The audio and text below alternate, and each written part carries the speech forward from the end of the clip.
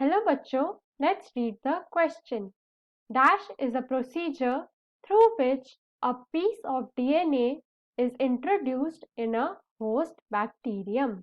तो हमारा option number 1 है ट्रांसडक्शन, ऑप्शन नंबर 2 है ट्रांसफॉर्मेशन, ऑप्शन नंबर 3 है कॉन्जुगेशन या फिर ऑप्शन नंबर 4 है RDT या फिर रिकॉम्बिनेंट डीएनए टेक्नोलॉजी।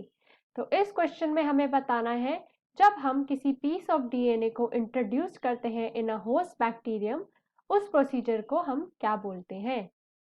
आज का की कॉन्सेप्ट है हमारा ट्रांसफॉर्मेशन।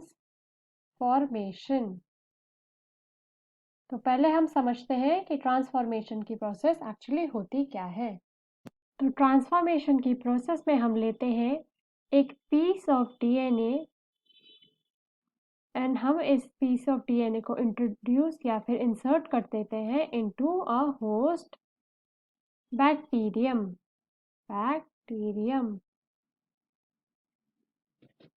फॉर एग्जांपल हमारा जो ई कोलाई बैक्टीरिया होता है उसमें कोई भी हमारा एंटीबायोटिक रेजिस्टेंट प्रेजेंट नहीं होता, तो हम थ्रू ट्रांसफॉर्मेशन की प्रोसेस इसमें ऐड कर देते हैं जीन्स जो कि हमारी रेजिस्टेंट होती है टू एंटीबायोटिक्स, जैसे कि हमारा ampicillin, tetracycline etcetera. And then ये एंटीबायोटिक रेजिस्टेंस जीन्स हमारी एक्ट करती है एज सिलेक्टेबल मार्कर्स। तो अब हम समझेंगे इन डिटेल कि ट्रांसफॉर्मेशन की प्रोसेस होती कैसे है।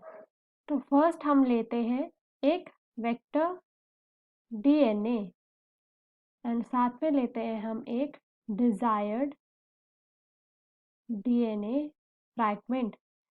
फॉर एग्जांपल हम ले लेते हैं एंटीबायोटिक रेजिस्टेंस जीन।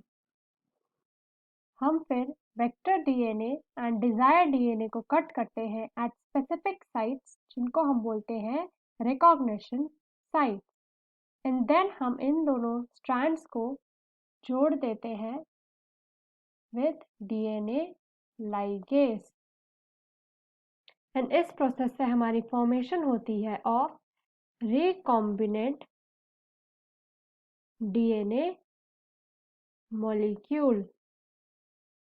तो इस रिकॉम्बिनेंट डीएनए मॉलिक्यूल में एक तो हमारा एंटीबायोटिक रेजिस्टेंट जीन प्रेजेंट होता है एंड साथ में प्रेजेंट होता है वेक्टर प्लाज्मिड, एंड जिसको हम फिर इंसर्ट या फिर इंट्रोड्यूस करवा देते हैं into a host bacterium. For example हो जाएगा हमारा ई कोलाई बैक्टीरिया। तो नॉर्मली जो हमारा ई कोलाई बैक्टीरिया जो रेजिस्टेंट नहीं होता टू सर्टेन एंटीबायोटिक, उसमें इस जीन इंसर्शन की वजह से रेजिस्टेंस क्रिएट हो जाता है। So the procedure through which a piece of DNA is introduced in a host bacterium is called transformation. तो हमारा option number B is correct. I hope you understood the question well. Best of luck.